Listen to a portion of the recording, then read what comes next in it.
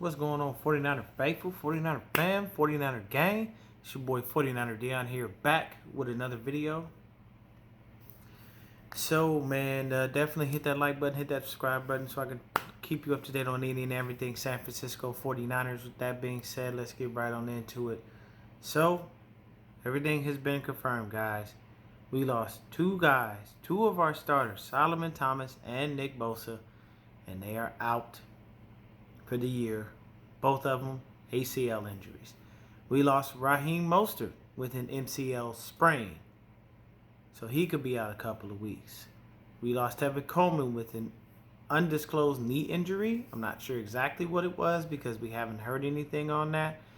And we lost Jimmy G for at least a couple weeks, anywhere from 1 to 4. They said that they thought that the sprain was worse than it initially has been diagnosed. So, Jimmy can miss next week, possibly be back the week after. I don't know. So, here's the thing, man. This is what really hurts, and I'm going to say this really quick is, it sucks for Solomon Thomas. Nick's going to be here. When he heals from that ACL injury, we're good. This was Solomon Thomas's last year, guys. We did not pick up his 5th-year option. We did not extend that man. We did not give him a new contract. Solomon Thomas will most likely be a free agent next year. Okay? Now, yes, he's familiar with the 49ers. We drafted him, against a lot of our scouts' wishes. A lot of our scouts said they didn't like him for the defense that we were running and what we were trying to do. But nonetheless, he's here. And unfortunately for him, man, that ends his career as a 49er. It's a wrap. We lost a couple of other guys with some injuries, but they'll be fine. Those guys will be back. They'll play. But losing Raheem, losing TC, that leaves us literally with Jeff Wilson Jr. and Jerick McKinnon. So you could see JaMycal Hasty get called up. Hasty may wind up being called up as far as, off the practice squad, because Kyle Shanahan loves to have at least 3 running backs active on game day at all times, because he likes to mix and match and change it up, And then at the same time, we had Jerick McKinnon returning kicks. You had Trent Taylor returning punts. So now if you got to put more of a workload on Jerick McKinnon and Jeff Wilson Jr., then most likely you bring up JaMycal Hasty and you have him return kicks, because the guy that is one of the most prolific punt returners in football, as far as college football is concerned, Dante Pettis, can't seem to keep his ass on the field. Now, what I'm gonna say about this is even gonna make it even more crazy. So none of the receivers got injured. The receivers that are already injured are injured. Deebo Samuel, we still waiting on him to come back. Brandon Ayuk had a pretty good showing. Not bad. The man's very athletic, and he does not go down easily. I love it. He stole a first down from KB. The other first down that he got, he fought for every yard. There was a play where the ball was not blown. The whistle was not blown, so the play was not dead. He picked the ball up, still went for another first down. Even though the play technically was ruled a forward pass, it was incomplete from Nick Mullins to Brandon Ayuk. I'm sorry, man. That kid is gonna be special once he gets things down pat. Once again, don't shoot on Nick too much. It's kind of hard being put in there spur of the moment. Right after halftime, you're like, "Hey, warm up, huh? I wasn't even expecting to play, coach." Yeah, well, it's time. Okay, got to go in there, execute the game plan. But you got a little bit of a new offensive line. You have receivers you've never really thrown to outside of Kendrick Bourne. You know what I mean? He ain't really thrown to Dante Pettis like that. He ain't really thrown to Trent Taylor like that. He hasn't thrown to Brandon Ayuk like that. He hasn't thrown to Jordan Reed like that. Or, maybe a little bit to Dwelly. Possibly work with Juice a little bit. No work with Jet, because Jet was injured the last 2 years. So, Jet looks like a great fantasy pickup right now, guys. If you were looking to pick up a dude, Jet McKinnon would have been your guy. And you better keep Raheem Mostert on the bench until he come back, because you seen what he was doing. Raheem working. But those are our injuries right now, guys. Everybody else that's injured, I think, will be back soon.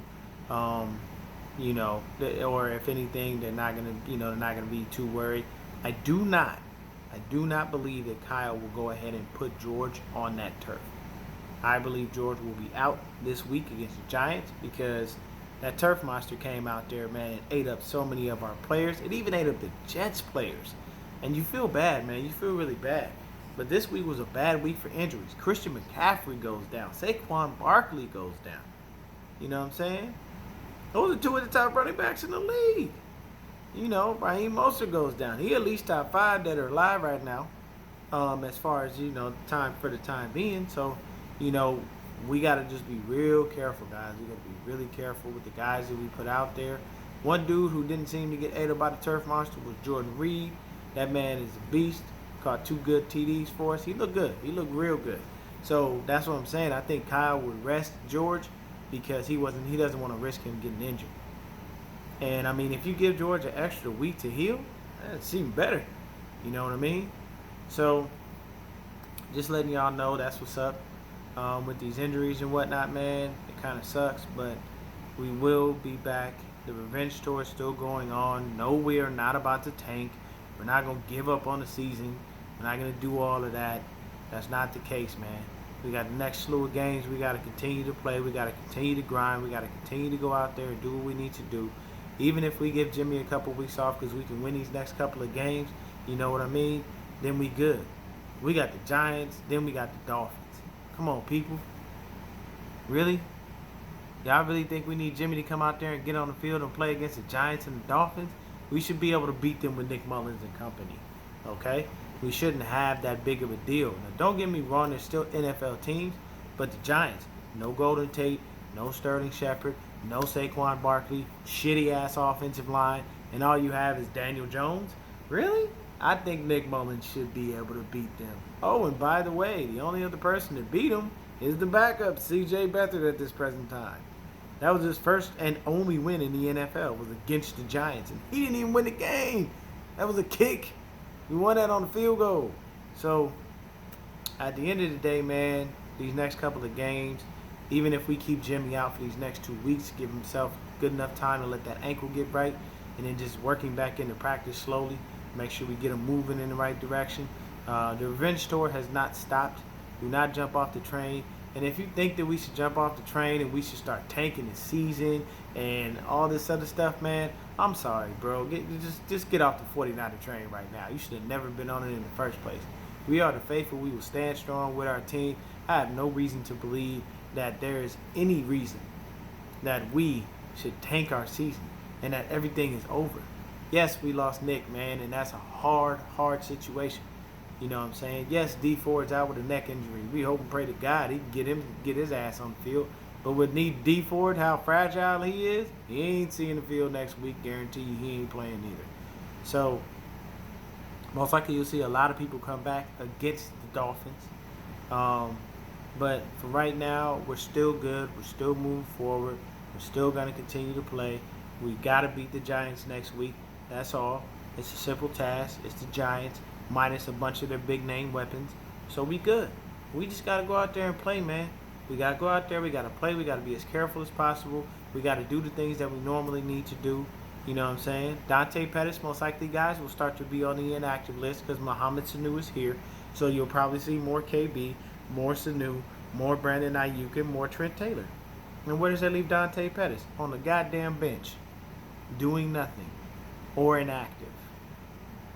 So that's just how this works, man.